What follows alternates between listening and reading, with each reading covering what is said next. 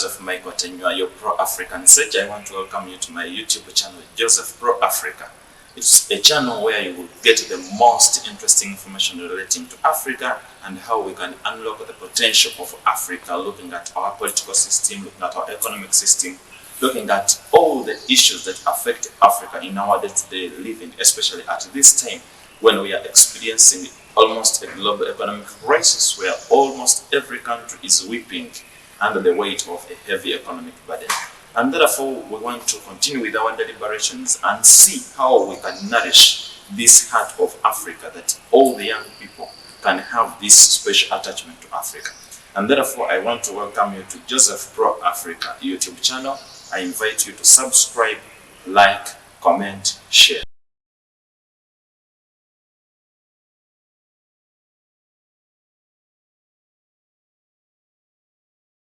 We want to welcome you once again. Please don't forget to subscribe, comment, like, and share. So here I am with Mr. Timothy. I am Joseph. We continue to deliberate on the theme, the battle for Africa is not yet over. And we want to look at the key important issue where Africa still remains locked up into its own intricate web. If I should say that at the time of independence, we felt that the battle was over, in that a number of people relaxed when we said all African countries are getting independence and we feel Africa is now just good enough to go. But then the question is Africa independent until this day? Is Africa independent economically, especially at this time when we are experiencing this economic crisis? Is Africa independent politically when we have African countries at war? Over 5 African countries currently having armed conflicts. Is Africa economically independent? Is it politically independent? Is it socially independent? When our social norms and our social values, our social structure that had kept the community intact is already broken. So, Mr. Timothy, we want to continue deliberating on the question of Africa. And maybe what exactly should be leading to this lessening perspective or lessening attitude towards working towards a better Africa, especially among the young people? So I would want to thank you again for inviting me to come to your YouTube channel. I'm really humbled to be part of this great conversation of my minds.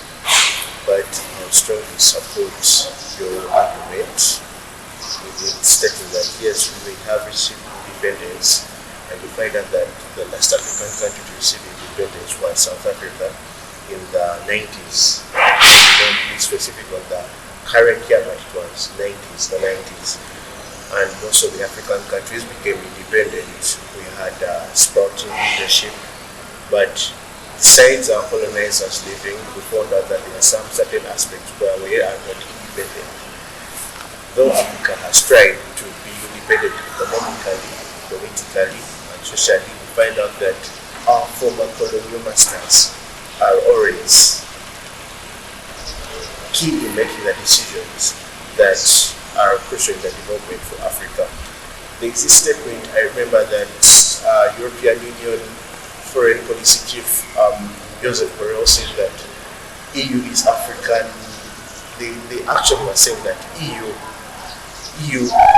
takes Africa as its strategic territory, meaning that despite the fact that we got independence from the colonizers who had kept us under the shackles of their leadership for a really long time, we find out that these people still see us as part and parcel of their leadership. They are like, I would say that they still think that they control the flow of events. Yeah, actually, when you talk about that, you remind me that surely from the time of colonialism, African countries were looked at almost as an asset, as a property to the West. Yeah. That's why you see that at a point they will make a Kenya a settlement, and they have to make Uganda a protectorate, and always they have to see how to protect their interests. For example, I remember when in the year 2000, when Zimbabwe had the land program whereby it was trying to give back the land to the people. Had to get economic sanctions from the West, where the funding, especially in the agriculture sector, was cut off. And Zimbabwe struggled so much that it went ahead to beg China and Brazil to come and give a hand. Currently, the rice production done in Zimbabwe is mainly done by China. And that means that we are far from being independent. Because we realize that at one time Zimbabwe is trying to be independent, reclaiming their land. But when the West cuts off the support, they are almost fighting through their agricultural production. So it's really a big challenge. And then for how long will Africa remain a China to the West? And then this calls for the need for Africa to mature. And at this point in time, especially in this 21st century, probably what can be those mechanisms through which we can have an independent Africa where the people are in control of their economic production, where they are in control of their leadership, and how they define aspects like the democracy, how they determine their leadership. Yeah, to counteract the statement you're saying, I believe that with years to come, Africa is going to be more independent economically, socially, and politically. We also this with the vote at the UN. The Africans decided to take no part in the West speeding regarding the Russia-Ukraine conflict. We decided to say, no, we are going to arbitrarily say we are neutral. We never told our guys Because we are not sure. put up our hands and say that we are going to support the sanctions. But what I saw that was shown at the United Nations Summit, it showed that Africa has an integral part to place in the day-to-day running of the global politics. In that, if we can make a neutral start and say that, you know what, we're not going to say no, we're not going to say you're going to be neutral, it shows that we still have independence. But yeah, despite all of that, we find out that there's still some building that needs to be done. Yes, our leaders are fighting for a better Africa that is going to be taken on by the future generations, and it's going to be admirable. But besides that, the road isn't easy. Yes. As you said, we are still undergoing challenges, and these challenges need to be solved by Africans. You don't need whites to solve African problems, it's Africans who can solve African problems. So I believe that in the nearby future, if we take an example of the East African community, we find out that we need more integration. We need more integrations is going to enable Africa to become more independent in a certain way or the other. I may not be familiar with the GDP figures of the current integration of East Africa, but with the membership of DRC, the Democratic Republic of Congo, which is rich in natural resources, and given that the other countries like Kenya, Tanzania, Uganda, Rwanda all have developing economies, you see that our prospects of the future are going to be good. In that the next 10 to 20 years we will see that East Africa itself is going to become a regional powerhouse. So I think what really needs to be done is to put emphasis on regional integrations. Okay. From your submission, I come to appreciate that there are two factors actually that you pointed out, and they are very important. And you say that if Africa has to develop, then it must be about Africa. The Africans must be at the center of the development of Africa. Yes. And that is very, very important. But then, how can Africans be at the center of the development of Africa when they really don't have the heart for Africa? And that becomes an important call out to people to see how do we nurture this heart of Pan-Africanism. You realize that when Africa was getting, actually towards the time of African independence, in the 1959, Tom Mboya, a labor leader from Africa, got out and he looked out for scholarships. And he took a deliberate effort whereby at just the first time, the African students were airlifted to study from abroad. And at the end of the entire project, the student airlift, over 800 students had benefited. And from those we saw men arising, and among these were Obama Senior, the father of Obama now, the current Obama. We see men rising, and nearly all these continental leaders, these Pan-Africans, who led African countries to independence, were beneficiaries of the student airlifts. But which student airlifts had been an effort of Tom Mboya, everybody young as he was from Kenya. So every time we must experience this change, there must be a deliberate effort. But then, how can we have that deliberate effort or that love well nurtured among the young people, whereby at one point someone can say, yes, I stand in this to foster change in my community.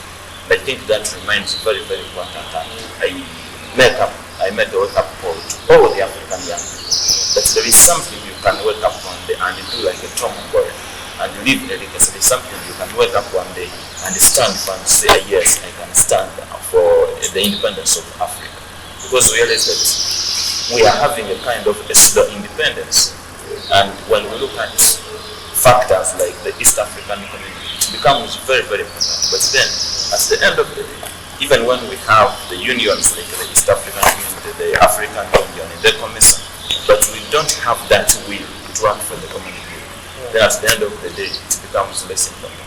So meanwhile, the leaders mediate and negotiate for these unions, but then at the end of the day, people having that will to take a deliberate effort in transforming Africa. I strongly believe this is not a movement that does not begin around people. It begins with the people themselves, the people, the love people have for their country. So I believe that this can all be achieved. It takes one man to start something. Okay, quoted from the Holy Scriptures, they say that if you have faith of a mustard seed, yes, you can move a mountain. So if you look at that, I think it has to begin from one person. And basically, if you look at the current crop of leaders we have, I would say that they have shown us that they really love their nations. Yeah? So if we look at them, or if you look at the leaders we talked about, if you look at Julius Malema, Mandela, Kwame Nkrumah, what do you think that made Africa so special? It's because he stood out. He stood out. And I believe people believe in symbols. People always have to look at somebody they can look at and follow. So I think for this development to take place, for Africa and for Africans to begin loving Africa, it has to begin with our leaders. Our leaders should show that they love their countries. And with that will counteract to us loving our nations. But I'm not saying this I'm not practicing when we were saying that it has to begin with one person. Obviously, we have to put in means that are going to enable them to enable people to start loving their nations. For example, I remember when we were growing up, independence was such a big thing. Independence Day. But today we just take it as a public holiday that we can use as escapism from the normal streets. Yes, and the question of independence has been interpreted differently. A number of scholars look at it as a negotiated surrender, and it's like the whites were like, yeah, I think we have had enough from Africa. It's time just to leave them and they survive on their own. Yes, and a number of scholars still look at independence as something where Africans took an effort, but then at the end of the day, we still question how independent is Africa. And I think it has been a wonderful moment, the liberating of the question of the independence of Africa. But then it remains an urgent call to everyone, whereby we have to work towards an independent Africa. And especially the leaders who are in a better position to work towards a better Africa. Like if people have to love Africa, they must be encouraged, they must be motivated. If you have, say, to love your mother sometimes, and this is a mother who doesn't care about you, will just ignore you. Sometimes it's hard to develop that love. But imagine you are having Africa as this loving mother, and you are feeling like, yes, she's not perfect, but I can do my best to make it better. So the